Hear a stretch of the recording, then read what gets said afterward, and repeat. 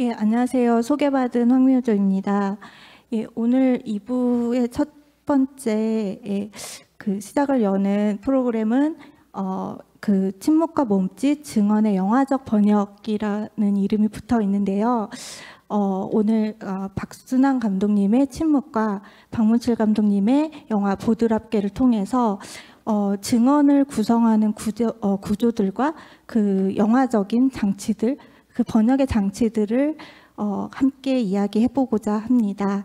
예, 옆에 지금 박순환 감독님과 박문칠 감독님이 와 계십니다. 먼저 간단한 인사 부탁드려보도록 하겠습니다. 박순환 감독님, 청중들에게 인사 부탁드립니다.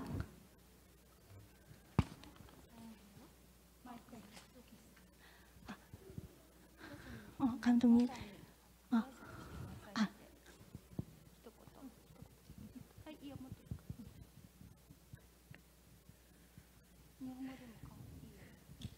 일본에서 온 박순환입니다.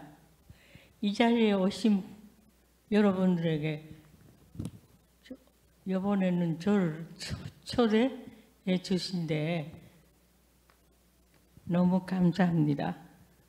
여러분 사랑합니다.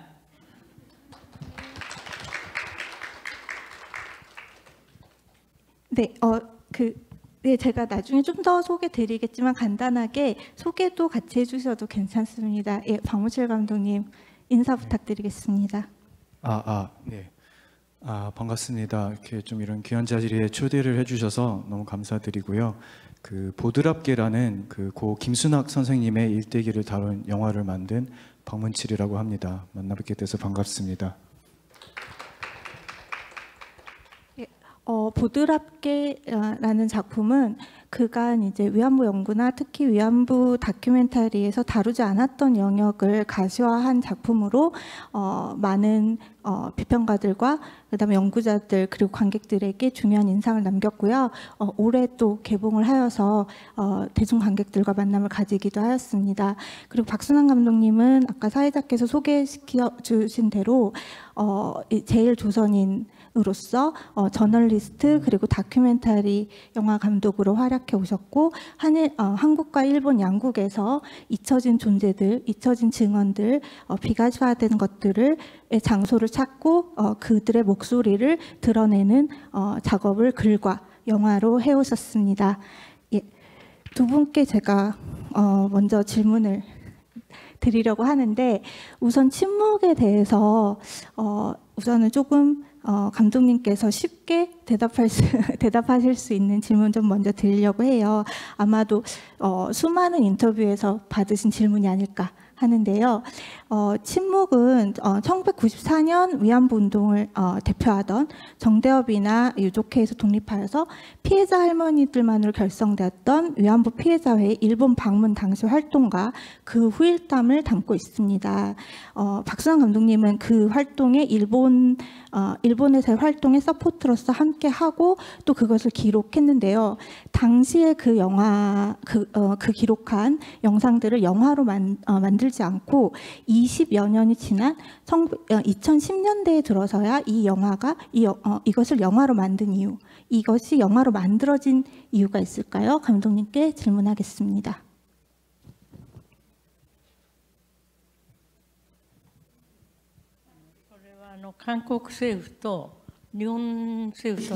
네, 그거는 한국 정부와 일본 정부 사이의 한일 합의가 계기였습니다. 가장 소중한 피해자를 무시한 일본 정부와 한국 정부만의 합의를 이루었기 때문에 이 부분에 대해서 저도 커다란 분노를 느꼈습니다. 특히 피해자인 할머니들의 분노를 생각한다면 아무래도 이대로 두어서는 안 되겠다고 생각했습니다. 그래서 오랫동안 촬영해왔던 필름들, 창고에 처박힌 그런 공개하지 못했던 필름을 정리해서 서둘러서 완성시킨 작품이 꽤 있습니다. 20년이라기보다도 저의 반평생의 작업이라고 할 수 있겠습니다. 취재부터 시작하니까요. 취재했던 세월까지 생각한다면 20년은 아닌 것 같습니다. 50년 이상이라 하겠습니다. 그러니까 대체로 저는 16mm 필름으로 촬영을 했었습니다. 16mm 필름이라는 것은 시간이 경과하면 열화돼 버립니다. 그리고 곰팡이가 생기기도 합니다. 때문에 영상이 망가집니다. 그런데 돈이 없어서 완성시킬 여유가 없어서 꽤나 작품을 가지고 있었지만 개봉을 못한 것이죠. 그런데 그때까지 위안부를 소재로 한 영화를 쭉 살펴보면 피해자 의식만 강조하는 것이 많다 보니까 이건 좀 아니지 않나라는 생각을 했습니다. 저는 오랫동안 취재를 하면서 먼저 만났던 피해자 여성은 불과 12살의 어린 나이로 월경도 경험한 적이 없었던 아주 어리고도 너무나 귀여운 여자아이였습니다. 그런데 그녀가 위안부로 연행당했다는 이야기는 정말 충격적이었습니다. 이분이 12살 때 저는 그보다 2살밖에 많지 않은 나이였습니다. 제가 14살 당시 저보다 2살 어린 12살 소녀가 이렇게 어린 아이가 위안소로 연행당했다는 얘기는 너무나 큰 충격이었습니다.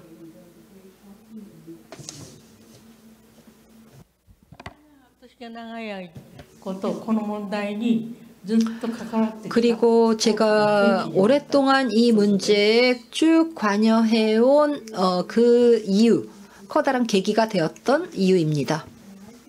네, 그 말씀해 주신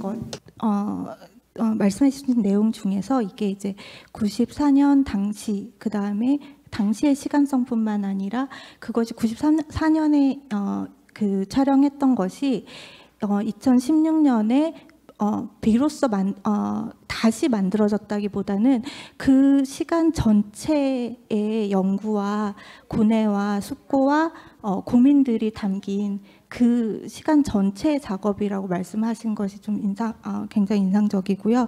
그리고 94년부터가 아니라 그 이전부터 감독님이 그 취재해 오시고 또 생각해 오시고 감독님 스스로의 정체성 형성에 중요한 계기가 되었던 위안부에 대한 위안부 피해자들에 대한 연구와 생각들이 담긴 50년간의 작품이었다라는 것이 굉장히 인상적인 말씀이었던 것 같습니다. 예, 제가 기회가 되면 소개를 드리려고 했는데 지금 옆에서 저희의 인터뷰를 도와주시고 계시는 분은 사실 감독님의 전체 영화들을 굉장히 중요한 능동적인 참여자이신 박순환 감독님의 따님이시자 제작자이시고 그리고 새로운 프로젝트에서는 같이 연출도 하고 계시는 박마희 선생님이십니다. 박마희 선생님도 제가 간단하게 인사 부탁드릴까요? 네, 저는 박마희라고 합니다. 박순환 딸입니다. 이번에는 좀 이렇게 몸이 불편한 상황인데 이렇게 3년 만에 한국으로 올 수 있어서 너무 반갑습니다. 초청해 주셔서 감사합니다. 네, 박문칠 감독님께도 우선 제가 비슷한 질문 드려보도록 하겠습니다. 박문칠 감독님도 아마 다른 인터뷰에서 여러 번 질문 받으셨을 거라고 생각하는데 보드랍게를 연출하시게 된 계기에 대해서 좀 여쭤보고 싶습니다. 우선. 네. 네, 저도 뭐 사실은 이제 옆에 계신 박순환 선생님만큼 뭐 이 문제에 대해서 오랫동안 천착을 해오거나 그러지는 못했고 그냥 일반적인 국민들의 어떤 시선과 크게 다르지는 않았던 것 같은데 근데 우연한 기회에 이제 대구에서 제가 활동을 하고 있고요. 근데 그 우연한 기회에 대구에 있는 정신대 할머니와 함께하는 시민 모임이라는 지역의 단체가 있습니다. 그래서 그 단체에서 한 20년 넘게 계속 그 대구 경북 지역에 있는 피해자 할머니들과 함께 이제 활동을 계속 해오시고 이 지역에서 이 문제에 대해서 계속 발언을 해오시고 또 역사관 건립까지 했던 단체인데 그 단체에서 이제 뭔가 영상 기록을 그 남겼으면 좋겠다고 해서 이제 저한테 작품 제작 의뢰가 들어오게 된 경우이고요. 처음에는 이제 워낙 훌륭한 작품들도 많이 있고 제가 과연 어떤 이야기를 새롭게 할 수 있을지 되게 좀 자신이 많이 없어가지고 그 바로 흔쾌히 수락을 하지는 못했고 또 많은 분들이 고민하겠지만 이제 내가 과연 이 이야기에 대해서 또 할 수 있는 자격이 있을까 뭐 이런 고민도 많이 했었던 것 같아요. 그러다가 이제 그 단체에서 오랫동안 활동을 그래도 해오면서 누적되어 온 그 소중한 자료, 아카이브 자료가 많다는 이야기를 듣고 이제 좀 그 자료들을 많이 살펴보다가 보니까 이제 뭐 구술 자료, 뭐 영상, 사진, 뭐 여러 가지 뭐 미술 작품들, 뭐 많은 것들이 있었는데 좀 그런 것들을 보다 보니까 뭔가 좀 그 한 분의 그 피해 당사자를 갖고 좀 깊이 있게 좀 들어가는 이야기를 좀 해볼 수 있지 않을까라는 좀 생각을 하게 되었고 그러면 조금 더 기존의 작품들과는 다른 좀 새로운 이야기를 좀 건넬 수 있지 않을까 싶어가지고 좀 작업을 하게 되었고 이제 그 중에 여러분들 중에서 좀 유독 김순학 선생님이 좀 눈에 많이 들어왔던 것 같고 그분의 좀 뭐 직설적이고 화통한 성격도 되게 매력적이었다고 생각을 했고 그 무엇보다 이제 또 해방 이후의 삶이 또 그동안 저희가 많이 들어보지 못했던 피해 당사자들의 삶이 좀 담겨져 있어서 그 부분의 이야기를 조금 다뤄보면 좀 의미가 있지 않을까 싶어서 이제 좀 그 망설임 끝에 작업을 하게 되었습니다. 그러면 맨 처음에 이제 스스로 계획한 프로젝트는 아니었지만 자료를 보고 김순남님을 중심으로 만들어야겠다라는 것은 이제 감독님이 스스로 기획한 것이었던 것이죠. 네네네. 그 말씀하신 것 중에 제가 어떤 표현이 좀 귀에 가장 먼저 들어왔냐면은 자격이라는 말이 사실은 귀에 가장 먼저 들어왔어요. 뭐 이게 사실은 위안부 피해자를 대상으로 연구를 하거나 다큐멘터리 작업을 하는 감독님들뿐만 아니라 어떤 연구자들이나 다큐멘터리 작업을 하는 사람들은 뭐 표현을 꼭 자격으로 이야기는 하지는 않아도 계속 대상과 관계하면서 고민하는 문제들인 것 같고 감독님도 그 이전부터 이제 다큐멘터리 작업을 쭉 하면서 계속 고민하는 문제들이 아닐까 이렇게 생각을 하는데 저희가 사실은 오늘 뭐 어떤 증언의 번역이라든지 이제 제가 번역이라는 제목을 붙일 때도 관련해서 좀 같이 고민한 부분들이긴 합니다. 그 관계와 자격에 대해서는 저희가 좀 이따 이야기를 나누어 보고요. 일단 박문칠 감독님에게 좀 연이어서 제가 질문 좀 드려보도록 하겠습니다.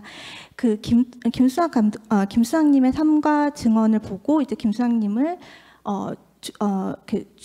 주요 대상으로 해서 영화를 만들어야 되겠다 이렇게 말씀을 하셨는데 그 증언을 전달하는 층위를 영화에서 굉장히 여러 개로 나누고 있어요. 예, 김순학님의 직접 목소리가 육성이 담긴 비디오가 있기도 하고 그 다음에 이제 같이 옆에서 구술 채록을 했던 활동가들이 등장하기도 하고 그 다음에 직접 만나보지 않았던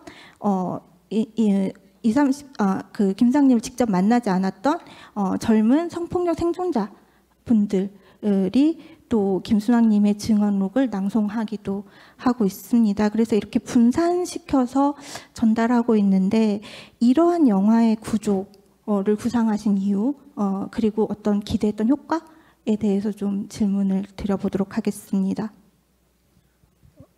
네, 일단은 이제 영화를 보신 분들은 알겠지만 제가 김순학 선생님을 만나 뵙지는 못하고 이미 이제 2010년에 돌아가셨었고 제가 작업했던 거는 2018년, 19년에 했었기 때문에 이제 살아생전에 한 번도 뵙지 못한 분을 어떻게 하면 좀 영화로 재현할 수 있을까가 좀 저한테 큰 고민이고 숙제였던 것 같고요.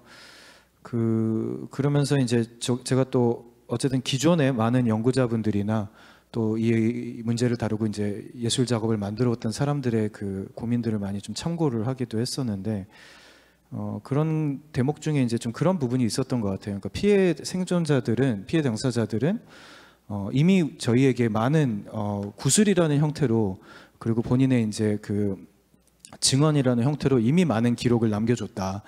그리고 그걸로도 이미 충분해야 되는데 너무 그동안 이 운동이 좀 그분들의 어떤 직접 증언, 뭐 직접 발언에 많이 좀 의존하고 있는 것은 아닌가라는 이야기들을 조금 접하기도 했었어요.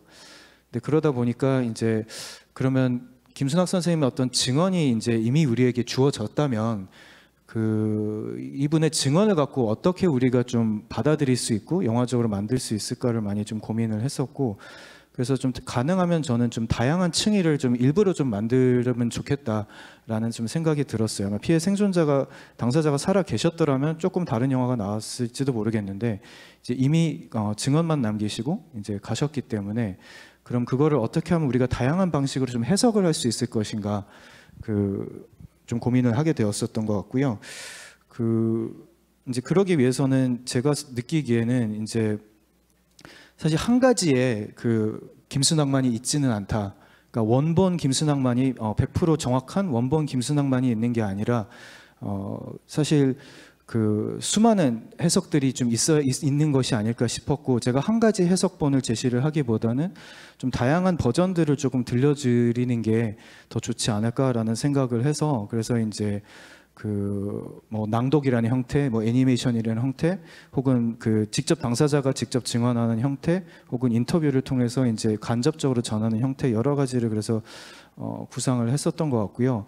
좀 거기에 좀 영향을 미쳤던 거는 뭐 이제 김순학 선생님의 그 구술 생애사가 나와 있는 이제 내 속은 아무도 모른다 카이라는 이제 이런 그 증언집이 있습니다. 그래서 전기 형태로 이제 나중에 구성이 된 건데 제목이 이제 내 속은 아무도 모른다 카이고, 또 증언하시는 것들을 보면 그 말씀을 계속 하세요. 니네가 어떻게 알겠냐, 내가 겪었던 이 수많은 고통을 젊은 니네가 어떻게 알겠냐, 이런 말씀을 많이 하세요. 이제 그거는 뭐 당연히 이제 시대적인 차이도 있기 때문에 그런 것도 있고 세대적인 차이도 말씀하시는 거지만, 또한 인간이 겪은 이만한 고통을 사실은 말로써 전하는 게 얼마나 좀 불가능한 것인지를 본인이 스스로 어느 정도 좀 체감을 하셨던 것 같기도 하다는 생각이 좀 들기도 했어요. 그래서 그러면 이제 영화라는 게 이분의 고통을 100% 안다고 자신 있게 말을 하거나 어떻게 보면 그걸 참칭을 하기보다는 제가 생각할 수 있는 일개의 버전, 또 낭독을 하시는 어떤 다른 여성이 생각하는 어떤 그 버전, 혹은 애니메이터가 생각하는 애니메이터의 버전, 이렇게 좀 다양한 층위들을, 또 그 외에도 보면 이제 김순학 선생님이 또 워낙 이제 아파 작품을, 미술 작품을 만들어 오셨기 때문에 또 그 아파 작품에서 느껴지는 이 김순학이라는 분이 어떠한 분이셨을까, 혹은 어떤 고통을 겪으셨을까, 뭐 이런 층위도 있었을 것 같고요. 그래서 이제 좀 작업을 하는 방식도 이제 거기에 최대한 맞춰보려고 좀 했었는데, 이 책을 사실은 그래서 제가 스태프들한테, 그리고 낭독을 하시는 분들, 애니메이터나 뭐 음악 감독 이런 분들한테도 다 책을 먼저 드리고 읽어보시게 하시고, 또 어떤 대목이 좀 인상 깊은지도 같이 좀 이야기를 사전에 나누는 시간도 좀 갖고 작업을 좀 하게 됐어요. 그래서 이전과는 좀 다른 방식으로 좀 작업을 이렇게 해봤던 건데, 그래서 그걸 통해서 이제 그냥 제가 주문 제작을 해서 어떤 그림을 그려주세요, 어떤 대목을 그냥 읽어주세요라고 이렇게 기계적으로 주문을 하기보다는 본인들이 좀 생애 전체를 한번 느껴보고 거기서 좀 본인의 어떤 목소리로 뭐 혹은 본인의 그림체로 한번 표현을 해보는 그런 작업 방식이 좀 물론 이것도 결국 편집해서 모아놓은 것도 제 버전이기는 하지만 그래도 최대한 좀 열린 텍스트를 그래서 좀 만들고 싶은 생각으로 좀 그렇게 작업을 했었습니다. 그 증언록들이 가진 그 언어의 엄청난 힘에 대해서 이제 말씀해 주시면서 동시에 그 한계, 동시에 언어들이 가진 한계, 증언록이 우리에게 전달하는 건 그 두 가지가 다 있는 것 같아요. 그래서 그것을 영화적으로 번역하는 방식으로 이렇게 여러 층위에서 이 여러 사람들이 각각의 이제 방식으로 번역 해석한 버전을 그 전달하는 방식을 택하셨다라고 말씀을 해주신 것 같습니다. 저희가 또 이어서 같이 이제 이야기 해보고 싶은 것들이 또 있을 것 같아요. 근데 이제 이 언어의 한계와 관련해서 이제 고민하게 되는 것이 우리가 어떤 그 영상이나 이미지가 뭔가를 더 규정을 하는 것인가, 아니면 언어가 뭔가를 더 규정하는 것인가, 이런 고민들을 사실은 이제 영화 연구하면서도 이제 같이 고민하게 되는데, 이제 보드랍게 같은 경우에는 애니메이션이 등장을 해서 어떻게 보면은 저는 또 각각의 해석을 같이 보여드리고 싶었다라고 말씀을 하시지만 고민되는 부분들도 있었을 거예요. 이 증언록에서 이렇게 인물이 치마 저고리를 입고 등장하는 것이 맞을 것인가, 어떤 표정이 이렇게 되는 것이 맞을 것인가. 그래서 어떤 면에서는 그것이 더 어떤 면에서 좀 규정적으로 느껴진다거나, 그런 부분에 대해서 이제 애니메이션 작가님과의 뭐 논의나 이런 것은 없었는지 좀 궁금합니다. 네, 그 애니메이션은 이제 이재임 작가님이라는 분하고 이제 같이 작업을 했었는데요. 그런 고민들을 많이 하긴 했던 것 같아요. 이제 의상을 어떻게 할 것인가, 또 우리가 100% 어차피 고증을 지금 할 수 있는 상황도 아니기 때문에 이제 최대한 이것저것 참고는 많이 하려고는 했었지만 100% 고증은 좀 힘들다는 좀 전제가 좀 있었던 것 같고요. 그리고 작가랑 처음 얘기할 때도 이제 그러니까 김순학 선생님과 그대로 판박이처럼 극사실적으로 그리지는 않았으면 좋겠다. 어차피 우리가 이거를 똑같이 그리는 게 목표라기보다는 하나의 새로운 해석을, 그러니까 한 버전의 해석을 제시를 하는 것이 이제 오히려 거꾸로 더 드러났으면 좋겠다라는 게 좀 있었던 것 같아요. 그래서 그렇게 되니까 오히려 조금 더 작업이 좀 자유로워진 측면은 있었던 것 같습니다. 그러니까 이게 과연 뭐 이런 칼집을 진짜 썼냐 안 썼냐, 뭐 이런 옷을 입었냐 안 입었냐, 그 당시에 뭐 전차가 있었냐 없냐, 이런 것들을 일일이 따지는 것보다는 이것 자체가 하나의 좀 이것도 또 하나의 허구일 수도 있고 또 하나의 해석일 수도 있다.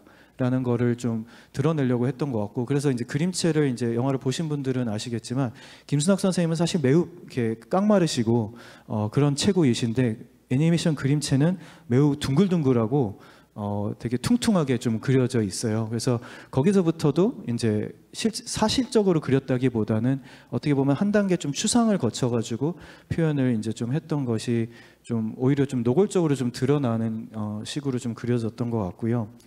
그리고 이제 그런 방식이 더 좀 적합하다고 느꼈던 또 다른 이유는 이제 이 문제가 물론 김순학 선생님이라는 한 개인이 겪은 문제이기도 하지만 사실 그 시절을 살았던 비슷한 처지에 있는 여성들이 누구나 겪었을 법한 어떤 일들을 또한 겪으신 것이기 때문에 그거를 한 개인으로 고정시키는 것보다는 조금 그 당시를 살았던 여성 일반으로 조금 확장을 시키고 싶었던 것도 있어가지고, 그래서 말씀하신 것처럼 물론 그림을 그리게 되면 어떤 이미지가 좀 우리에게 고정이 되는 측면도 있지만 또 거꾸로 그게 이제 이거는 사실적인 그림이 아니다라는 것을 오히려 조금 드러내는 방식이, 그래서 조금 그런 것들을 좀 피해갈 수는 있지 않았을까, 그리고 좀 다른 의미를 또 덧붙일 수 있지 않았을까라는 생각을 좀 하면서 좀 작업을 했었습니다. 네, 역시 계속 역시 언어라든지 그 그림과 관련해서 고민들이 많으셨을 거라는 생각이 들어요. 그 사실적이지 않은 그림체에 대해서.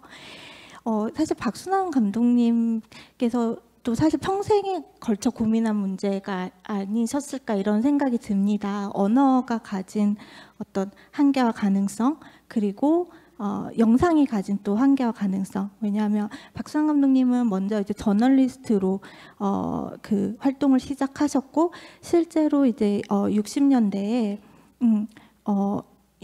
실제 이제 그 박순환 감독님은 60년대 일본에서 중요한 이제 그 제일 조선인 인권과 관련된 문제들에 대해서 중요한 책들, 그 다음에 그 르포들을 쓰셨고, 그것들이 좀 큰 영향을 가져오기도 했습니다.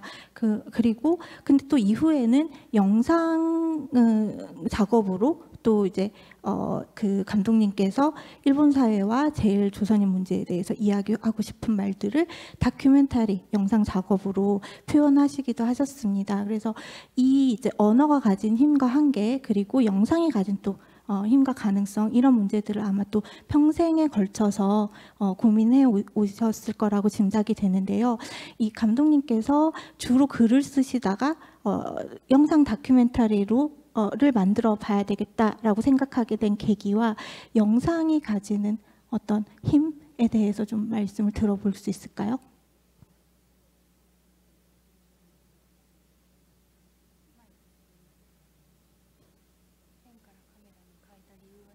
그리고 영상이 또 글과 다르게 표현할 수 있는 것?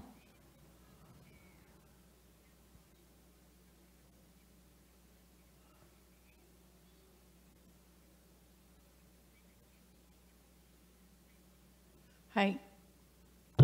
네.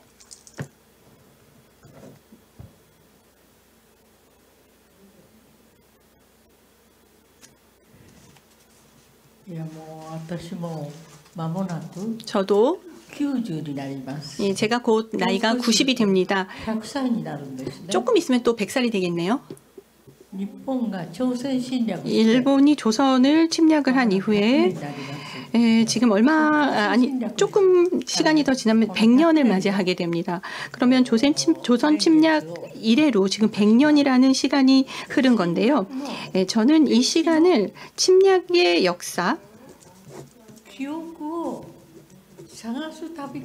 그리고 기억을 찾는 침략의 역사, 그리고 기억을 찾는 여행에서 시작을 해야 한다고 생각합니다. 피해자의 대부분은, 왜냐하면 지금 거의 대부분 많이 돌아가셨습니다.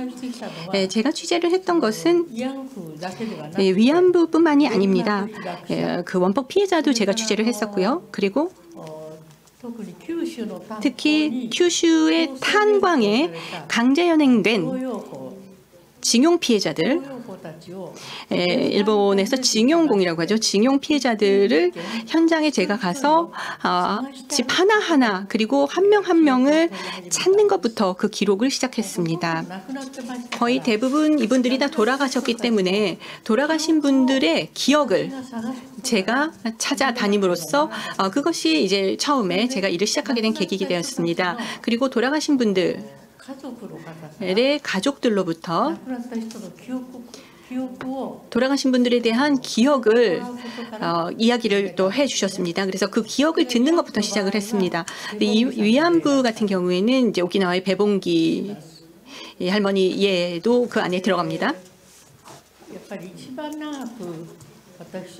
가장 길게 제가 해온 일 중에 하나가 일본에는 오키나와가 있습니다. 이 오키나와는 저희가 일본으로부터 오키나와는 사방이 이제 배로, 사방이 바다로 그 둘러싸여 있기 때문에 해상의 섬이었고, 오히려 그 처음에는 일본의 소속이 아니었습니다. 그 역사에서 보게 되면은요. 근데 일본도 마찬가지죠. 그런데 일본도 이제 바다를 면하고 있는 섬이라는 점은 똑같습니다. 그렇기 때문에 서로 다른 것은 없는 것이죠. 그리고 일본 같은 경우에는 이제 경작할 수 있는 그런 땅도 없고요. 지역을 보게 되면 해수밖에 없습니다. 바닷물밖에 없습니다. 토지가 없는 것이죠. 경작할 토지가 전혀 없었습니다. 그래서 일본 같은 경우에는 지하 자원이 정말 별로 없습니다.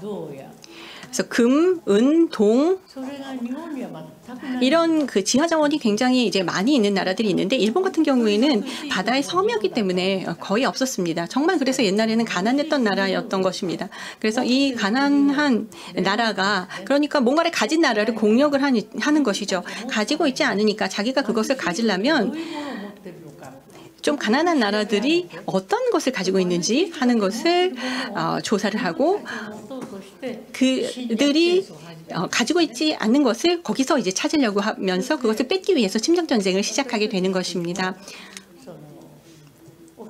그래서 오키나와가 이제 일본의 침략을 받게 되고요. 그 다음에 일본이 그 다음에 목표로 한 것이 한국이었습니다. 조선이었습니다.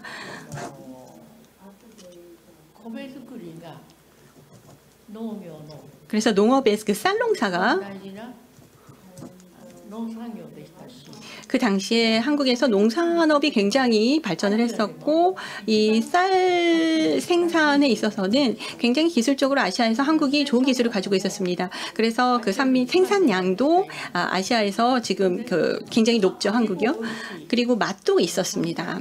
で主に뭐 단백질도 많이 들어가 있었고요. 특히 식량 면에 있어서 봤을 때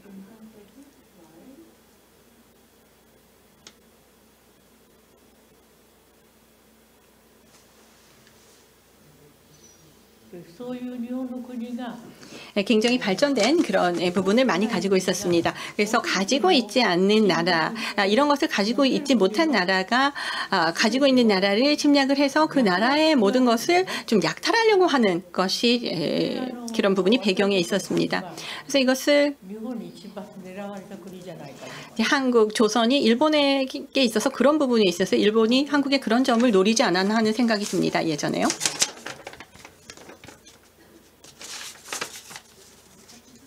그 감독님께서 예전에 사실 또 글이 가진 장점도 있고 영상이 가진 장점도 있는데 침묵을 글은 기록할 수 없다라는 말씀을 하신 적이 있어요.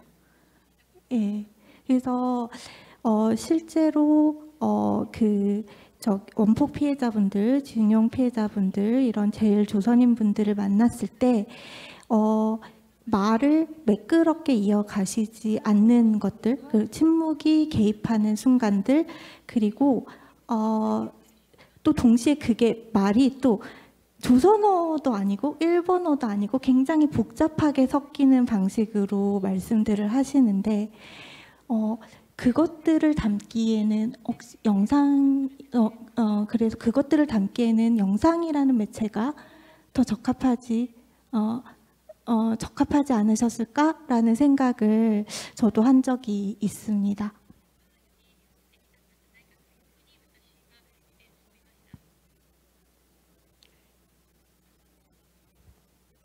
それで先ほど話しましたけれども 네, 제가 앞서서 잠깐 말씀을 드렸는데요. 위안부 문제뿐만 아니라 例えばまだ14歳の 예를 들어서 子供だった 아직 14살의 어린 아이였던 그런 소년들이 강제 연행이 되어서 강제 노동을 하게 됩니다. 24時間も 24시간 계속해서 일을 해야 됐고요. 그리고 석탄을 계속 파내야 됐습니다. 그렇게 되면 석탄을 파는 걸 24시간이나 했으니까요. 그것은 성인이어도 굉장히 건디기가 힘든 중노동이었을 것입니다. 그 중노동을 굉장히 어린 아이들에게까지, 소년들에게까지 시켰다는 것입니다. 이러한 노동 현장에서 제가 취재를 시작을 했을 때는 거의 대부분의 분들이, 피해자분들이 돌아가셨는 그런 상황이었습니다. 그래서 그 기억을 찾아 나서는 여행이 됐던 것입니다. 訪ねていくわけです。それで話を聞いていくんですけども 구체적으로 한 집 한 집 방문을 했습니다. 그렇게 해서 이야기를 들어보니 살아남은 사람들은 이루 말로 표현을 하지 못합니다. 즉 이야기할 수 있는 그 언어가 없다. 일본어든 우리말이든 표현으로서 말을 할 수가 없어서 표현을 하지를 못합니다. 가장 밑바닥의 부분에서 생존을 겨우 하면서 중노동을 통해서 살아온 사람들이지요. 그런 사람들이 자신의 체험을 말을 할 수 없습니다. 예를 들어 너무나 고통스러워서 그렇기도 합니다. 여기에서 이런 일을 하다가 나는 죽고 말겠구나. 어차피 죽을 거라면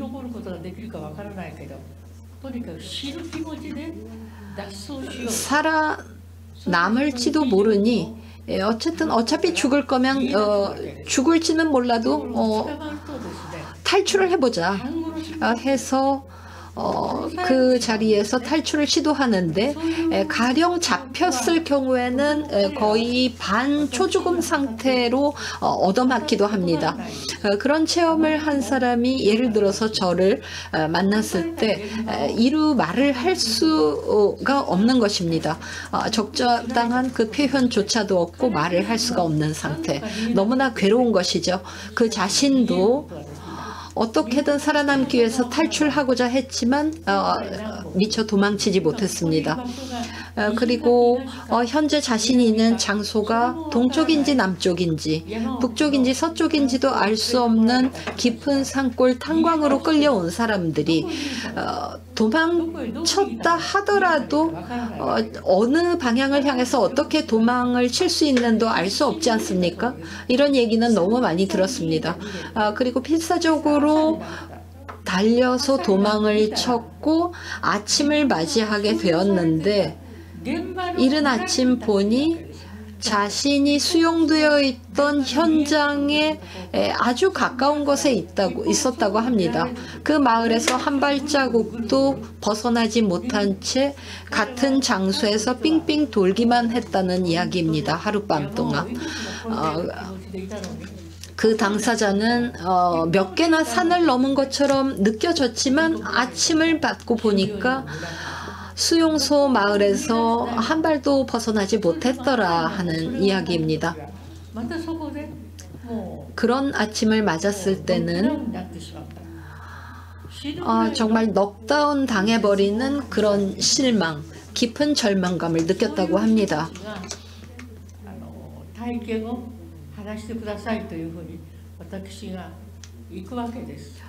그런 분들께 체험을 들려달라고 제가 방문하지 않습니까?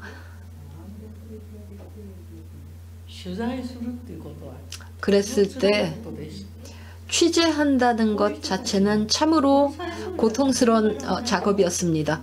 죽임 당할 것 같은 그 체험을 표현할 수 있는 말을 갖고 있지 못합니다. 살기 위해서 그 기억을 필사적으로 지우려 노력해 왔는데 그 지우려 했던 기억을 이야기해달라고 하니 그 당사자는 말로 이루 표현할 수가 없어 침묵하고 맙니다. 입을 다물고 눈앞에서 타고 있는 모닥불에 불꽃만을 바라봅니다. 그 사람을 제가 볼 때 눈동자가 흔들리고 볼도 흔들리고 입도 흔들리고 있는 것을 보게 됩니다. 그 현장의 기억을 떠올리려 하면 온몸에 기억이 말로는 나오지 않지만 몸으로 반응하는 것이겠지요. 입술이 떨리고 눈동자가 흔들리고 볼이 떨리고 그런 상황입니다. 그리고 눈동자에서 시퍼런 불꽃이 타오르는 듯 했습니다. 그 서늘한 빛을 제가 보았을 때 그 사람이 보았을 동료의 죽음, 그리고 그 동료가 죽는 것을 보면서 마음에 품었을 한, 그리고 자신도 죽임 당할 것 같은 상황에 있었던 상황 속에서의 여러 감정들, 그것이 보였습니다. 그것을 지금 이 자리에서 끌어내서 말하게 할 자격이 내게 있는가 하는 마음이 들었습니다. 원폭 피해자와도 마찬가지였습니다. 원폭이 투하돼서 피폭당했을 당시의 체험을 들려달라고 꽤나 여기저기 다녔습니다. 그리고 탄강 근처에서 묻혀갔던 사람 중에서는 어린아이도 있었고 또 고향에 돌아가지 못한 채 60세가 다 된 사람도 있었습니다. 고향에 돌아가고 싶은 마음을 안고 계속 살았는데 어린아이가 환갑이 넘어버렸다는 겁니다. 희끗희끗한 머리가 되었습니다. 그런 사람이 있을 때 그 과거의 경험 속에서 일본 군인으로부터 들었던 얘기, 이런 얘기가 있었다고 합니다. 넌 곧 죽을 텐데 마지막 소원이 뭐냐? 라고 질문을 받았다고 합니다. 그때 그는 이렇게 답했다고 합니다. 나는 죽어도 고향에 가고 싶다. 죽임 당해도 고향에서 죽고 싶다. 그것이 내 지금의 바람입니다. 라고 답했다고 합니다. 기다란 일본 검을 가진 군인이 칼을 휘두르면서 목을 베려고 했다 합니다. 그러면서 내 소원을 하나만 들어줄 테니 소원을 하나 이야기하라. 그러면서 죽이려고 하는 5명한테 한 사람 그렇게 같은 질문을 했다고 합니다. 손과 발이 묶인 상태에서 말이죠. 그리고 자기 목을 베려고 앞에 칼을 든 사람이 있습니다. 그런 상황에서 마지막 소원을 물었다는 겁니다. 나는 죽어서라도 고향에 가고 싶다. 그것이 그 사람의 마지막 소원이었습니다. 그러자 그 일본군 병사는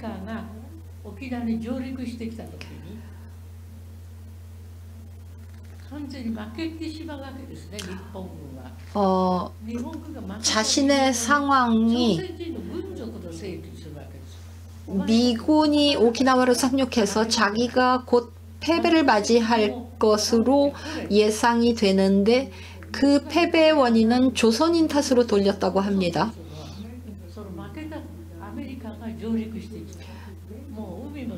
미군이 오키나와를 상륙했고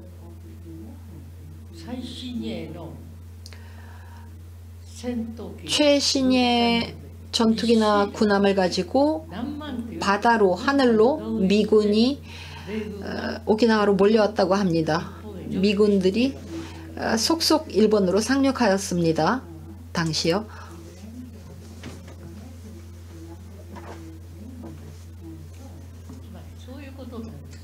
어쨌든 그런 상황이 있었습니다. 그러니까 당신이 살아왔던 과정 속에서 가장 기억에 남은 일에 대해서 들려주시겠습니까? 라고 제가 요청할 때 그런 경험을 한 분이 말로 답을 못하셨습니다. 그리고 자기 동료가 죽는 모습도 많이 본 분이죠. 손발이 묶여서 자기도 그 현장에 있었던 그런 분입니다. 살아남은 자가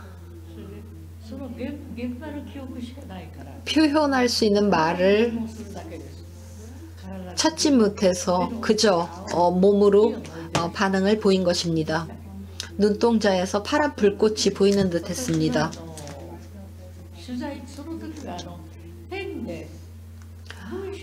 저는 그 당시 취재하러 갔을 때 모든 내용을 글로 옮기고자 생각하고 있었기 때문에 펜으로 여러 내용들을 적으려 했습니다. 그런데 그분들이 언어로 표현을 하지 못한 채 몸으로만 그저 여러 반응들을 보였으니 이걸 어떻게 표현을 할 수 있겠습니까? 제가 표현을 하고 전달할 길이 없죠. 그런 상황을 제가 글로 썼을 때 아마도 그것은 뭔가 거짓이 될 것입니다. 그 사람과 지낸 순간을 내가 느낀 것을 글로 표현하는 것이니 그것은 나의 문장이지 그들의 표현은 아닐 것입니다. 직접 체험한 사람의 글은 아니라는 겁니다. 때문에 저는 절망했습니다. 당시 저는 녹음기를 가지고 취재를 다니곤 했습니다. 들려주는 이야기를 녹음하려고 녹음기를 들고 갔지만 언어가 나오지 않으니 녹음을 할 수가 없지요. 그저 신체적인 반응은 보이고 있고 눈동자의 푸른 불빛은 보이고 제게는 원한 불이라고 느껴졌습니다. 그것을 내가 어떻게 표현할 수 있을 것인가? 표현할 수 없을 거라 생각했습니다. 나의 말로 그 내용을 글로 옮긴다면 직접적인 체험자의 표현은 아닐 것입니다. 그건 나의 표현이기 때문에 거짓이 될 것이다 라고 생각했습니다. 그렇다면 그의 진실의 체험을 어떻게 표현하면 좋을지 한참을 생각했고 이건 영상으로밖에 표현할 길이 없으리라 생각했습니다. 떨리고 있는 몸 그리고 흔들리는 눈동자, 떨리는 입술 그것을 있는 그대로 카메라로 그림으로 남길 수밖에 없다고 생각했고 그것이 그들의 언어라 생각했습니다. 이루 말로 표현되지 않는 그들의 슬픔과 분노는 몸의 떨림, 신체의 표현으로밖에 드러나지 않는다라고 생각했습니다. 즉 침묵을 통해서만 표현할 수 있는 것, 침묵으로밖에 표현되지 않는 것, 이건 언어가 아니고 영상이다 라고 생각했습니다. 카메라로 영화를 찍을 수밖에 없다고 생각했습니다. 그러니까 그 작업 이전에는 녹음해서 인터뷰 취재한 내용을 도쿄로 가지고 돌아와서 녹취록을 풀고 그렇게 정리한 문장을 정리해서 책으로 만들어 출판사로 들고 가서 이걸 실어 주십시오. 많은 사람에게 읽히고 싶습니다. 잡지에 실어 주십시오. 서적으로 출판해 주십시오. 라는 식으로 들고 갔습니다.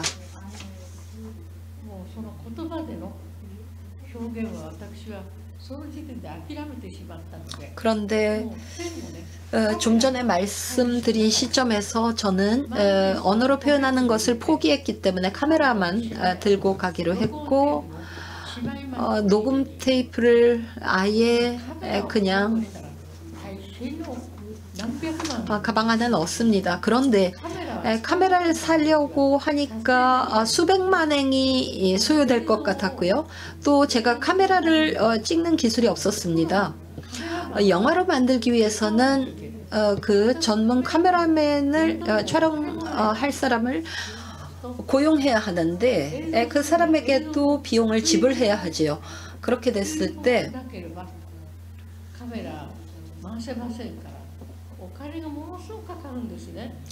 어쨌든 카메라도 있어야 하고 필름도 사야 하고 그러다 보니까 영화를 찍는 데에 많은 돈이 필요하고 그러다 보니까 경제력이 좋지 않은 나는 영화를 만들 상황이 아니구나 했습니다. 그러다가 여러 작업을 하다가 여러 사람한테 한편에서는 또 여러 사람을 수소문해서 찾아가고 하는데 다니다 보니까 당신 3년만 일찍 왔으면 누구누구 씨가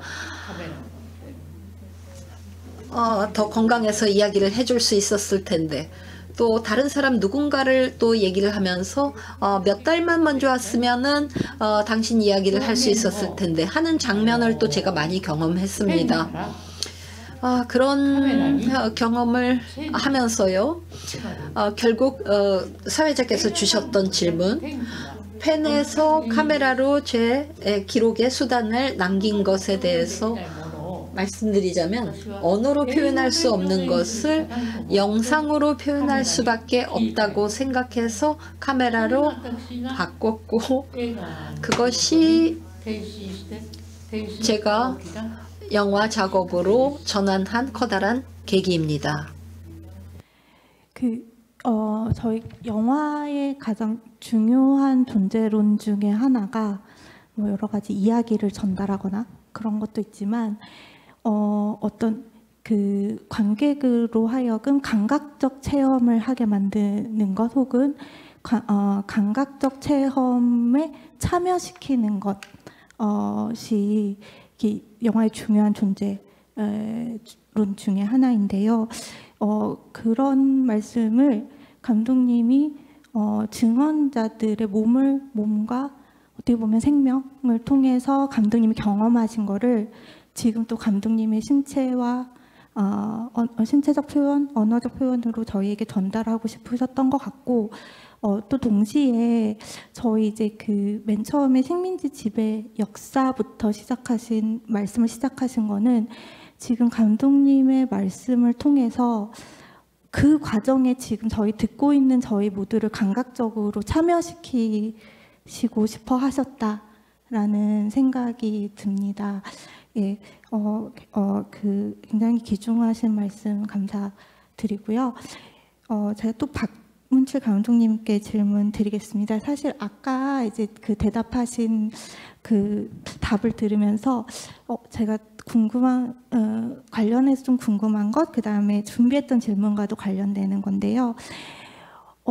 그 각각의 이제 그 애니메이션 작가님, 그 다음에 활동가분들, 그 다음에 이제 성폭력 피해자분들 이렇게 같이 회의도 하시고 각각 어떻게 해석하셨는지에 대한 이야기도 하시고, 근데 그런 것들을 영화의 한 부분으로 포함시켰다면 어땠을까라는 생각을 좀 하게 됐어요. 그래서 그 질문은 또 동시에 이제 감독님이 생각하는 어떤 지점들을 영화 내에 만드신다면 어땠을까, 감독님의 위치라는 부분을. 그래서 아까 이제 말씀 좀 해주셨지만 김순학님은 이미 돌아가신 상태이고, 그랬을 때 이제 영화의 주제나 대상과 자신의 관계를 어떻게 설정하고 그 관계를 영화적 표현 안에 넣을 것인가 넣지 않을 것인가, 이런 고민을 그런 것에 대한 생각 어떻게 하셨는지 좀 궁금합니다.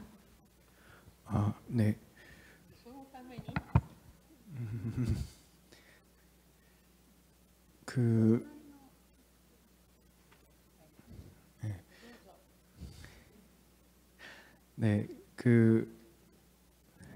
일단 뭐 저의 어떤 만드는 과정을 얼마나 이제 혹은 이제 어떤 작품의 컨셉, 이렇게 좀 다층적인 층위로 김순학을 전하려고 하는 그런 컨셉을 좀 준비 과정이나 기획 과정도 이제 얼마나 포함시킬 고민을 혹시 했는지, 혹은 감독인 저의 위치를 얼마나 넣을지에 대한 고민도 뭐 처음에 조금은 뭐 했었던 것 같기는 한데, 근데 그러면서도 이제 저는 좀 이게 김순학이라는 사람의 어떤 매력과 삶 속으로, 그리고 서사 속으로 사람들이 좀 이렇게 흠뻑 한번 들어갔다 나오는 경험을 좀, 아까 말씀하신 것처럼 여러 가지 이제 감각적인 체험을 저도 좀 전하고 싶은 마음이 좀 있어가지고, 그래서 이제 그러다 보면 이제 여러 가지 군더더기나 이런 것들을 이제 빼게 되고 그러는 과정이 있는 것 같은데, 근데 그러다 보니까 이제 어떻게 보면 그런 좀 메타적인 부분들, 이제 이 이야기의 어떤 위치나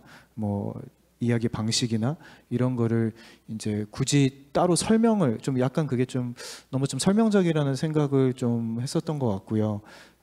그래서 그런 것보다는 이제 그냥 처음에는 그 이야기 속으로 흠뻑 좀 들어가고, 근데 이제 관객들이 이제 들어가다 보면, 영화를 보신 분들은 알겠지만 이제 조금씩 약간 의아한 지점들이 생기는 것들이 있죠. 저 낭독하는 저 여자들은 누구지? 본인들의 경험은 아닌 것 같고 뭔가 옛날 얘기 같긴 한데 저 사람들은 누굴까? 뭐 이런 이제 그 구조에 대한 형식에 대한 의문들이 조금씩 이제 생기게끔 하는 식으로 좀 잡히기를 바랬어요. 그걸 일일이 다 설명을 처음부터 하고 가면 어떻게 보면 약간 좀 영화가 좀 스포일러처럼 돼버리는 것도 있고, 그래서 좀 그 구조가, 그러니까 영화의 구조 자체가 스스로 일종의 궁금증을 자아내기도 하고, 또한 그 궁금증이 좀 해소가 되면서 좀 어떤 깨달음이나 어떠한 좀 카타르시스나 뭐 이런 것이 이제 체험적으로 좀 주어지기도 했으면 좋겠어가지고 이제 저의 위치나 뭐 혹은 이 이야기의 전략을 좀 어떻게 보면 좀 약간 주석 같은 거죠. 이제 주석을 미리 깔고 들어가는 것보다는 좀 구조 자체의 특이성이나 좀 새로움이 그 관객들에게 어떤 이 이야기가 어떤 식의 이야기고 어떤 이야기 전략을 취하는지를 좀 그 당시에는 아니더라도 사후적으로라도 조금 깨달아지거나 느껴지기를 좀 바라는 마음이 좀 커가지고 그래서 이제 뭐 일회를 하다 보니까 뭐 좀 이런 모양이 좀 나오게 된 것 같습니다. 그 분산된 그 영화의 구조나 여러 사람이 김순학의 증언을 전달하는 이 구조가 관객들을 오히려 좀 적극적으로 참여시키는 나의 위치는 어디이지? 혹은 내가 어떻게 이거를 들어야 하지? 이렇게 관객들이 좀 스스로 위치를 생각해 혹은 관계를 생각해 보게 하기 위한 그 구조였다는 말씀이셨던 것 같아요. 예, 그래서 훨씬 또 영화의 어떤 구조, 예.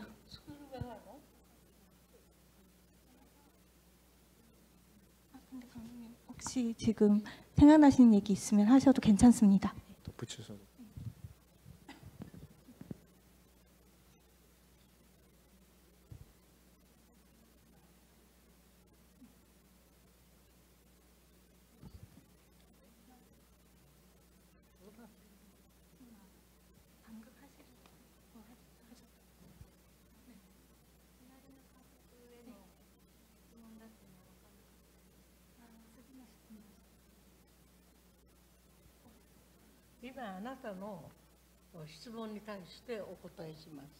네, 지금 질문해 주신 내용에 대해서 제가 답변을 드리도록 하겠습니다. 전부 그 이야기를 다 실을 수가 없습니다. 제가 지금까지 그 만든 작품이 굉장히 많이 있는데요. 모든 작품을 좀 다 봐주셨으면 좋겠습니다. 저도 한 개의 작품에서 모든 것을 다 전달할 수 있다고는 생각하지 않습니다. 그리고 사실 제가 돈이 별로 없었긴 하지만 계속해서 이 영화를 만들어 왔습니다. 모든 작품을 꼭 좀 봐주셨으면 하는 바람입니다. 물론 영상으로 또 우리가 실는데도 한계가 있다라고 하는 것을 제가 이번에 충분하게 느낄 수가 있었습니다. 영상에도 한계가 있습니다. 그래서 이 영상에 한계가 있었던 것을 역시 문서로, 그러니까 글로 표현을 하는 것이 그 다음 제게 주어진 일이라고 생각하고 있습니다. 그렇기 때문에 영상에서 제가 표현한 것은 끝이 없습니다. 끝이 나지 않았습니다. 그리고 영상에서 또 표현하지 못했던 그런 부분은 앞으로는 글로써 표현을 하고 싶고요. 그리고 또 글로 표현 다 하지 못한 것은 또 다른 각도로 영상으로 그 표현을 하고 싶습니다. 근데 저는 욕심이 굉장히 많습니다. 이렇게 욕심이 많습니다.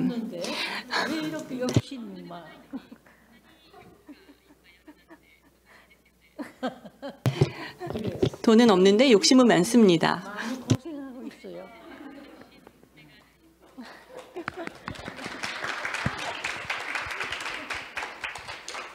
아까 이제 대답해 주신 것에 이어지는 말씀이시기도 했지만 제가 또 이게 어떻게 보면 박문철 감독님에게 보드랍게 한 편에 제가 너무 많은 책임을 지우고 있는 거는 아닐까 말씀 들으면서 예, 그런 이제 조금 반성도 했습니다. 네.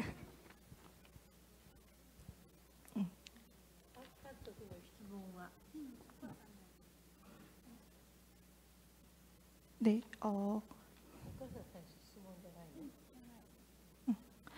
네. 그러면 아까 박문철 감독님 말씀하시던 걸로 다시 이어가서요.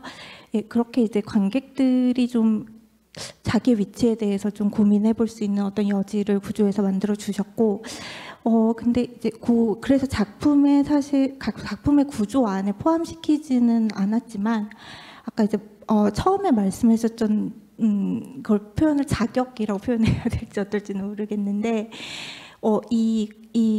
김수상님을 포함해서 이 영화의 주제 혹은 이 김수상님과 감독님과의 관계 어떻게 설정을 하셨는지, 그리고 더 크게는 다큐멘터리를 만들면서 이 카메라가 찍는 대상과 감독님과의 관계를 어떻게 설정하셨는지, 특히 감독님은 처음 장편 다큐멘터리 데뷔를 사적인 자신의 이제 사적인 소재로 시작을 하셨고, 거기서는 이제 그 영화 안에는 나라는 이제 1인칭 화자가 들어가기 때문에 그때와 또 다른 작업을 하실 때는 또 어떤 관계를 설정하고 있는지 여쭤보도록 하겠습니다.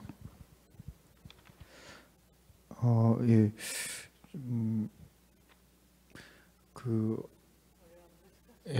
어려운 질문인 것 같기는 한데요. 제가 생각했을 때는 이제 특히나 이제 김순학 선생님 같은 경우에는 이제 제가 직접 만나 뵙지는 못했고, 그 작업을 준비하면서는 계속 그 영상으로 돼 있거나 음성으로 돼 있는 그 증언 인터뷰 같은 거를 계속 좀 듣는 과정이 있었어요. 그래서 뭐 장거리 운전을 할 때도 MP3 파일로 만들어 놓고 계속 우리 라디오 듣듯이 계속 듣기도 하고 그랬는데,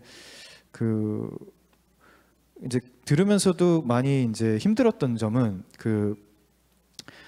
일단 사투리도 너무 심하시기도 하시고, 또 제가 알 수 없는 용어들도 많이 쓰시는 것들도 있고, 또 이야기가 또 현재로 갔다가 과거로 갔다가 뭐 왔다 갔다 하는 것도 많이 있어가지고, 그래서 정말 그 증언을 듣는다는 것 자체가 정말 많은 노동을 필요로 하는구나. 그러니까 뭐 이걸 해석하는 건 둘째치고 일단은 1차적으로 알아듣는 것도 많은 노력이 필요하구나라는 거를 그때 좀 많이 느꼈는데, 이제 과연 이분들의 이야기를 이렇게 막 진짜 10번, 20번씩 들어가면서 그렇게 노동을 들여가면서까지 우리 사회가 과연 얼마나 듣는데 노력을 기울였을까, 뭐 이런 생각도 좀 많이 들었었고, 그래서 하다 보니까 이제 그러니까 이제 더 제가 100% 이해했다고, 그리고 100% 그 심정을 다 이해했다고 이야기하기가 참 겁이 나기도 하더라고요. 그래서 그렇기 때문에 이제 제가 함부로 그래서 질문지에서도 주실 때도 뭐 어떤 관찰자나 뭐 전달자 뭐 이런 말씀을 하셨는데, 제가 그냥 사전적으로만 되게 깊이 있게는 생각은 못 해봤지만, 관찰자라고 하기에는 이제 관찰을 직접 하지는 못했던 것 같고요. 근데 전달자라고 하기에도 전달이라는 건 정말 그 A라는 메시지를 그대로 이렇게 전달하는 것인 것 같아요. 그래서 그것도 제가 과연 할 수 있을까? 이분의 진짜 말씨도 제대로 못 알아듣는 입장에서 얼마나 과연 할 수 있을까도 자신이 좀 없기도 했었던 것 같아요. 그러다 보니까 이제 제가 생각할 수 있는 위치는 아까도 이제, 그리고 번역자라는 것도 좀 그것도 좀 이제 보통은 다른 컨텍스트들 간에 다른 어떤 언어나 시대 간의 어떤 번역을 보통 얘기를 하는데, 근데 번역에는 또 반드시 또 오역이라는 것도 좀 따른다는 생각이 들기도 하거든요. 그러니까 잘못된 번역이다. 근데 이게 잘 됐는지 잘못됐는지는 또 누가 어떻게 판단할 것인가도 사실은 좀 어려운 문제인 것 같아서, 저는 좀 제 작업할 때의 위치는 그래서 그냥 제가 할 수 있는 한에서의 해석이다 라고 생각을 좀 했었던 것 같고, 그래서 좀 번역보다는 좀 더 해석자에 가깝다고 좀 생각을 하면서 최대한 제가 이해한 대로 최대한 이해를 해보고, 그리고 제가 갖고 있는 여러 가지 이제 영화적인 수단들을 갖고 그걸 좀 표현을 하고, 제가 이해한 해석을 좀 이렇게 들려주고, 그게 이제 아까도 얘기한 것처럼 이제 저 혼자 하는 것보다는 좀 다양한 그 참여자들을 통해서 그들의 좀 복수의 해석들을 통해서 말씀하신 것처럼, 아까 말씀하신 것처럼 이제 그러다 보면 관객들에게 좀 여지가 생긴다고 생각을 하거든요. 관객들이 적극적으로 나는 과연 그러면 이걸 어떻게 해석할 것인가, 저분은 저렇게 낭독을 했고 저 애니메이터는 저렇게 그렸는데 나는 그럼 과연 김순학은 어떤 사람이라고 생각을 하는가에 대해서 이제 관객이 생각하는 관객 버전의 김순학을 또 만들어내기를 좀 사실은, 그래서 어떻게 보면 이제 저는 여러 가지 단서들과 저의 해석들 정도를 내놓을 수는 있지만 궁극적으로는 관객들이 이제 본인이 생각하는 또 여러 버전의 또 김순학을 좀 만들어내기를 바라는 마음이 있었던 것 같고, 그리고 그게 사실은 어떻게 보면 지금 이제 점점 좀 포스트 당사자 시대를 저희가 이제 앞으로 살아가게 될 것 같은데, 그러니까 그게 결국은 우리 사회가 해야 되는 역할이 아닐까라는 생각에서도 좀 그런 구조를 더 택했던 것도 있는 것 같아요. 왜냐하면 어쨌든 그분들은 여러 가지 증언들을 남겨놓고 여러 활동들을 남겨놓으셨고 이제 우리 사회에서는 이제 그거를 뭐 어떤 식으로 해석하고 또 현재에 맞게 또 적용할 것인가 뭐 이런 게 사실 우리한테 남겨진 과제라고 한다면 좀 관객들도 이제 김순학을 바라보면서 김순학이라는 하나의 이제 뭐 텍스트라면 텍스트이고 뭐 작품이라는 작품을 보면서 각자의 좀 해석들을 만들어갈 수 있기를 좀 바라는 식으로 작업을 했던 것 같아요. 제가 생각하는 위치는 좀 그랬던 것 같습니다. 네, 이 작품 내에서 어떤 위치를 설정하시기보다는 이 증언과 이 자료들과 관객들 사이의 어떤 통로들, 그 접속할 수 있는 어떤 위치들을 만들어주는 것, 그것을 이 작업에서 이제 감독님의 역할 혹은 위치라고 이제 설정하셨다는 말씀을 해주셨습니다. 예, 그 박순환 감독님에게도 어려운 질문이라고 하셨는데 같은 질문을 드리도록 하겠습니다. 감독님의 작업에는 사실은 대부분 이 영화를 만드는 나가 등장하기는 합니다. 그래서 영화에 주로 등장하는 증언자들과 감독님의 관계를 어떻게 설정하시는지, 그 관계, 카메라를 사이에 두고 영화의 그 주인공들과 감독님의 관계는 어떻다고 생각하시는지 질문 드리겠습니다.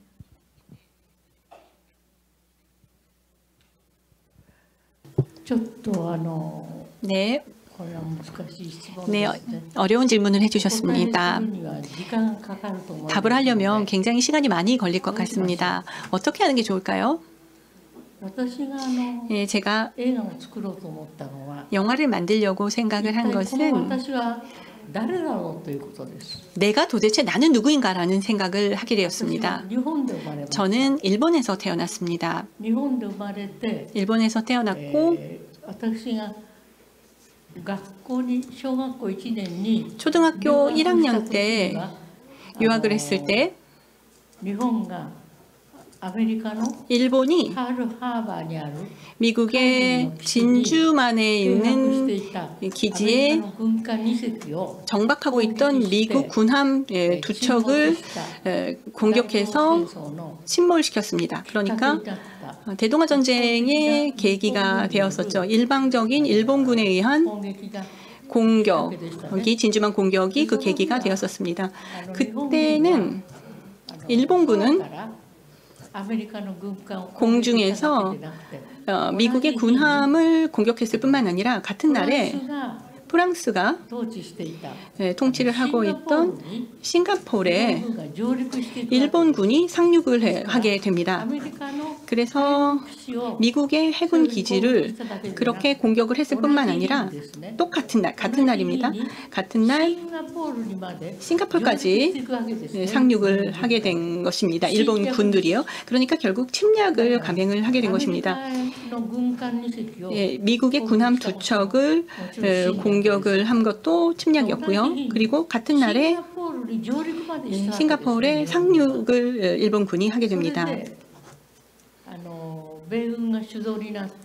그래서 미군이 주도를 해서 유럽 각국에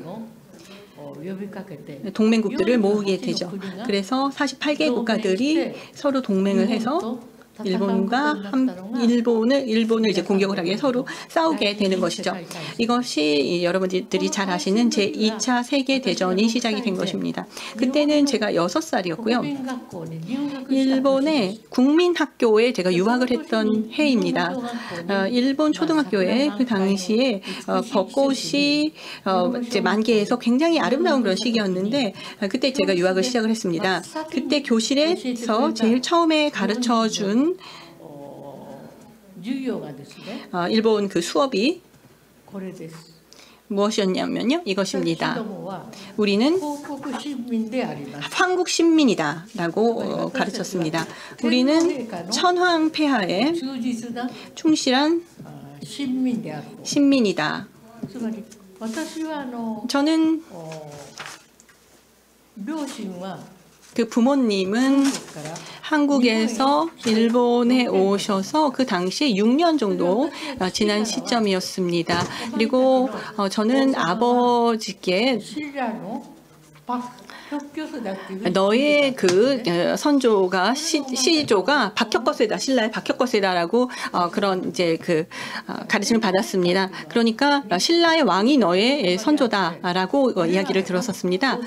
근데 천황은 저희 왕이 아니었습니다. 우리의 진정한 왕은 박혁거세다라고 저는 배웠습니다. 그렇기 때문에 너네들은 신라의 왕족이다라는 교육을 받았었습니다. 그래서 왕족의 공주들이다. 그리고 아주 이제 먼 그 친척이다. 박혁거세의 19대의 그 자손이다라고 이야기를 들었습니다.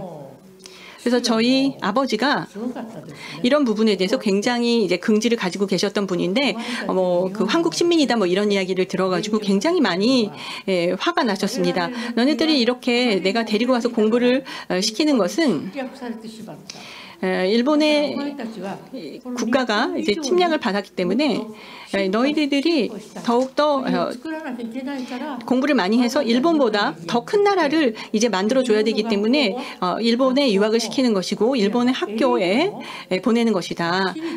그래서 일본 학교 중에서도 사실 학교를 골라가지고 엘리트들이 가는 사립학교를 보냈습니다. 저희 오빠 2명이 있는데요. 둘을 그 일본의 굉장히 엘리트 학교가 있는데 아자부 학원이라는 곳이 있습니다. 굉장히 유명한 학교입니다. 굉장히 그 비싼 이제 사립이기 때문에 비싼 학비를 내서 공부를 가르쳤습니다. 그래서 우리는 그 당시에 요코하마에 살고 있었습니다. 제가 유학을 했던 학교도 지금도 요코하마에 있습니다. 굉장히 벚꽃 길이 예쁜 곳에 있는 학교인데요. 그 벚꽃길이 굉장히 예쁜 곳에 있는 초등학교에 제가 그 당시에 유학해서 다녔었습니다. 근데 그 교실에 처음에 유학을 해서 갔더니 제일 처음에 가르쳐 준 것이 너희들은 천황폐하에 충실한 그 신민이다라는 것을 가르쳤습니다. 그래서 학교에 이제 다니기 시작을 했는데요. 그 이후에 시간이 얼마 흐들지 않아서부터 계속 차별을 받았습니다. 조선인, 초센징이라고 하면서 이제 차별을 받았고, 저희 오빠들은 이제 막 피를 흘리면서 그 아이들하고 일본 애들하고 싸워가지고 피를 흘리면서 이렇게 집에 돌아왔습니다. 그만큼 이제 모욕을 많이 당한 것이죠. 정말 그 초등학생이고 아이들이 굉장히 좀 어리지 않습니까? 저도 그렇고 저희 오빠도 그렇고 다들 이제 초등학생이었는데요. 굉장히 우리를 무시하고 모욕을 줬기 때문에 그 모욕 준 일본 애들하고 정말 정면에서 싸웠던 것입니다. 그래서 항상 저희 오빠들은 집에 올 때 울면서 이렇게 피를 흘리면서 집에 왔었습니다.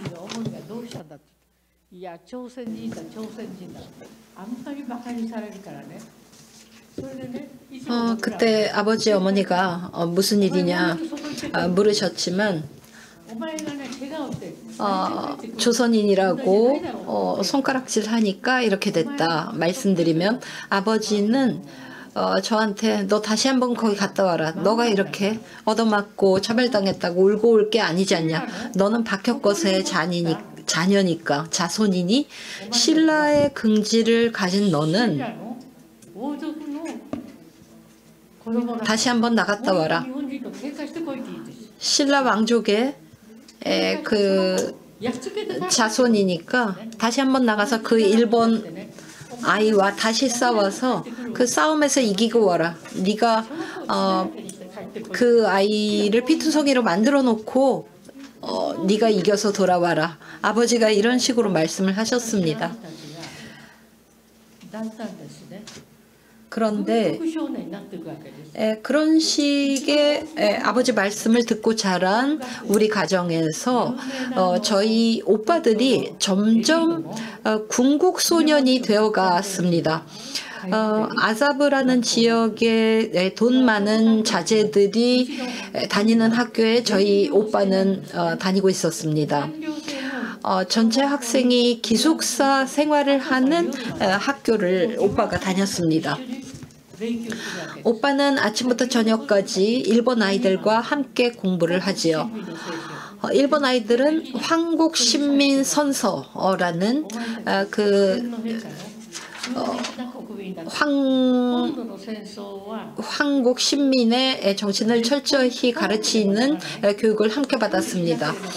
학생들을 향해서 학교에서는 너희는 천황의 자녀이고 이 천황을 위한 전쟁에서 철저히 싸워야 한다는 교육을 받았습니다. 그러다 보니까 제 오빠도 또 동생도 한국 신민 교육을 받으면서 천황의 나라에 충실한 그런 군국 소년으로 성장하였습니다. 그래서 기숙사에서 잠시 나와서 집에 왔을 때 오빠가 아버지에게 말했습니다. 다음에는 비행기를 타고 가미카제 특공대가 돼서 전쟁에 나가서 싸우겠다. 부모님 용서하십시오. 라고 이야기를 하더군요. 그런 오빠의 말에 대해서 아버지는 너의 왕은 천황폐하가 아니다. 너의 왕은 신라의 박혁거세다. 이렇게 오빠를 향해서 말씀하셨습니다. 박혁거세를 위해서 싸우다 죽는다면 혹시나 아버지도 다시 한번 생각해 보겠지만 내가 말하는 천황폐하라는 것은 우리의 조국을 침략한 국가의 왕이 네가 말하는 천황폐하다라고 하였습니다. 그 인물을 향해서 목숨을 바쳐서 전쟁에 나간다는 게 대체 무슨 말이냐라고 오빠를 나무랬습니다. 그리고 아버지는 너를 용서할 수 없다. 너는 일본인이 아니다. 너는 신라라는 훌륭한 조국을 가졌고 지금은 그 신라가 조선이라고 조선을 거쳐서 대한제국이라는 나라가 되었는데 그런 나라의 자손인 내가 왜 천황폐하를 위해서 전쟁에 나가서 가미카제 특공대가 되려고 하는가. 그런 말도 안 되는 이야기는 두 번 다시 하지 말라고 하셨습니다.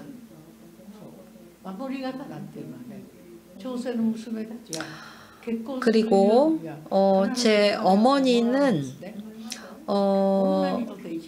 여자에게 소중한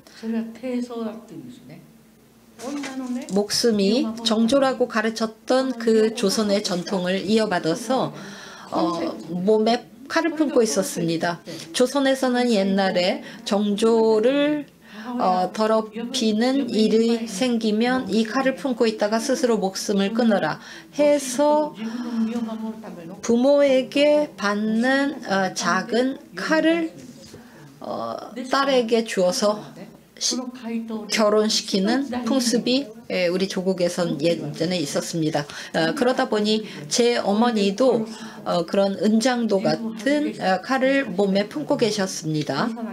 무슨 일이 있으면 상대를 죽일 요량으로 칼을 품고 있었던 것이죠. 그런 어머니, 또 좀 전에 말씀드린 것처럼 제 아버지는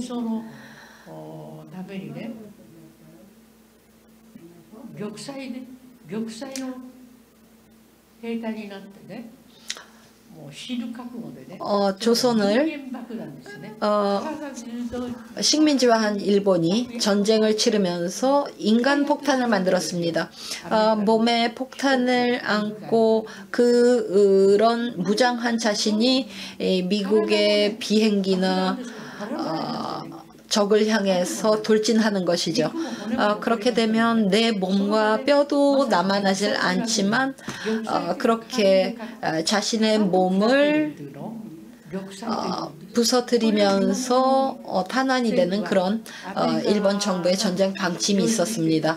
아버지는 그거를 경험하고 교육받아온 사람이었습니다. 옥쇠라고 표현하는 그런 일본군의 전투 방식이었습니다. 어쨌든 그러한 일본군의 작전에 가장 먼저 사용되고 이용됐던 것이 조선인 청년이었습니다. 강제로 군대에 입대시키고 천황을 위해서 죽으라고 하면서 훈련을 시켰었지요. そういうそれが一つ私なるものはそうです。ですからこの公民 아무튼 教育 그러한 황민화 교육, 그러니까 천황의 백성으로 만드는 황민화 교육을 아버지는 받으면서 자랐습니다. 그리고 제 아버지 뿐만이 아니라 오빠도 그런 교육을 받았다는 말씀을 지금 드리고 있는 것입니다. 그런 속에서 제가 나 자신은 누구일까라고 생각하게 되었습니다. 저 자신도 반은 그런 황국 소녀가 되었으니까요. 무슨 일이 있으면 나도 전쟁 속에서 죽어야 하지 않을까라는 생각을 조금씩 하도록 성장했습니다. 요코하마에 페리스 학원이라는 카톨릭계 여성 교육기관이 있었고 지금은 여성 여대가 되었는데요. 그 학교를 다니면서 황국 소녀로 제가 반 정도는 변화했고 그 페리스 학원이라는 곳을 들어가고 싶어하고 있었습니다.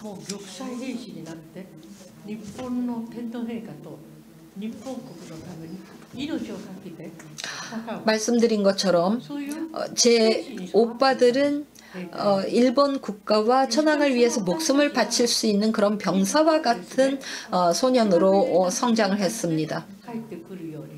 그런 일본 교육을 받은 것이 반은 있었고 한편에서는 일본 아이들로부터 차별당하고 피투성이가 될 만큼 얻어맞고 싸움을 한 그런 경험도 한편에서는 가지고 있었습니다. 학교에서 들어올 때면 피투성이가 되어서 기과하는 일이 잦았습니다. 즉 철저히 차별당하는 나와 한편에서는 천황 폐하를 위해서 목숨을 바치라는 교육을 받은다. 그러니까 저 자신이 찢겨가는 체험을 하면서 나 자신은 누구인가를 고민하였습니다. 나는 누구인가? 나는 어디에서 태어난 누구인가? 생각하였습니다. 그리고 제 이름도 당시는 일본 이름을 사용하고 있었습니다. 일본 이름을 쓰고 일본 학교를 다니고 일본 국가를 위해서 죽어도 상관없다. 죽고 싶다는 그런 교육을 받고 성인이 되었습니다.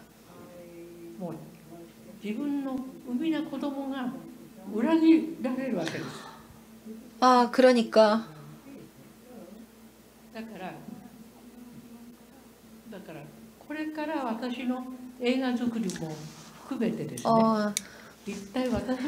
앞으로 제가 영화를 만들어가는 과정 포함해서 모든 것이 나는 누구인가를 생각하는 지점부터 출발했었습니다. 그런 고민이 저의 원점, 그 시작의 기점이었습니다. 시간을 너무 많이 썼죠. 답변이 되기에 너무 좀 충분하지 못했을지 모르겠지만 영화를 많이 만들었습니다. 여러분 제 영화를 봐주시면 좋겠습니다. 일본에서는 박수남 영화를 보지 말라는 운동이 벌어져서 일본 극장 영화관에 거의 항의 군중이 몰려들고 뭐 그런 경험을 한 영화입니다. 저는 저의 형제 가족들이 내 영화를 보아주었으면 좋겠지만 한국에서는 제 영화를 많이 못 보시더군요.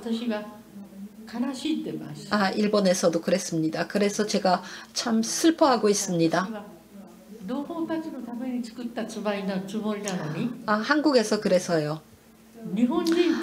나는 이 영화를 동포를 위해서 만들었다고 생각했는데 일본 사람들은 이 영화 보지 말라고 하죠. 위안부는 매춘부다. 강제연행 당한 희생자가 아니다. 이 영화는 거짓말이다. 이 영화를 보지 말라. 라는 방해 공작을 대단히 전개했습니다. 일본에서는. 그렇다면 우리나라에서는 즉 한국에서는 영화를 보느냐? 하는 이야기인데 한국에서도 많이 보시지를 않더군요. 모처럼 만든 영화니 저는 동포가 봐주기를 정말 바랬습니다. 그런데 정대협에서는 이 박순환 영화를 보지 말라고 선전을 다 했습니다. 저는 마이너리티 중에도 마이너리티였습니다. 하지만 마이너리티이기 때문에 이런 영화를 만들었습니다. 저는 여러분한테 여러분께서 이 영화를 가장 봐주시기 바랍니다. 네, 말씀하신 것처럼 이렇게 사실 시간이 굉장히 걸리는 답하는데 시간이 걸리는 질문인데 이렇게 좀 짧게 들을 수밖에 없는 상황이 좀 안타깝고 죄송한 마음이고요. 저희가 주어진 시간이 다 돼서 지금 마무리해야 할 시간입니다. 박수환 감독님의 영화는 몇 년 전부터 이제 한국에서도 좀 보시는 분들이 늘고 있고 소개되는 통로도 좀 다양해지고 있습니다. 지금 컨퍼런스의 일환으로 온라인 상영으로 온피프앤 홈페이지에서 박문칠 감독님 보드랍게와 박순환 감독님의 침묵을 지금 보실 수 있으니까요. 꼭 다들 무료로 보실 수 있는 기회 놓치지 않으셨으면 하는 바람이고요. 그리고 또 감독님께서 말씀해 주신 대로 감독님 영화의 감독님이 나로서 등장할 수밖에 없는 이 영화를 찍게 되는 처음의 동력들로부터 그렇게 될 수밖에 없는 그 얘기들을 말씀해 주신 것 같아요. 예, 저희가 좀 시간이 없어서 이제 정말 마지막 인사 부탁드려 보도록 하겠습니다. 지금 하시거나 앞으로 계획이 있으시면 선전의 말씀 겸 같이 마지막 인사와 더불어서 해주셔도 괜찮습니다. 예, 박문칠 감독님. 네, 일단 제 영화 보드랍게 준비하면서 침묵도 너무 잘 봐가지고 많이 참고가 됐었고요. 사실은 선배 연구자들, 활동가들 또 영화 감독님들께서 중요한 작업들을 해오셨고 중요한 사실들을 많이 밝혀놓으셨기 때문에 또 보드랍게 같은 작품도 그 연장선상에서 나올 수 있다고 생각이 들어서 일단 오늘 자리에 함께할 수 있어서 너무 영광스럽고 감사하다는 말씀 드리고 또 최근에 아리랑의 노래 오키나와의 증언도 너무 인상 깊게 잘 봤다는 말씀도 꼭 전하고 싶습니다. 되게 중요한 기록들이 좀 많이 담겨 있어서 네, 더 많은 분들이 봤으면 좋겠다는 생각이 들었고요. 저는 최근에는 그냥 짧게 말씀드리면 대구에서 활동을 주로 하는데 대구의 이슬람 사원 건축을 둘러싼 좀 갈등이 있습니다. 그래서 그 문제를 지금 촬영하고 있는 중이고요. 예, 앞으로 계속 해서 좋은 작품으로 또 만날 수 있기를 바라겠습니다. 초청해 주셔서 감사합니다. 네.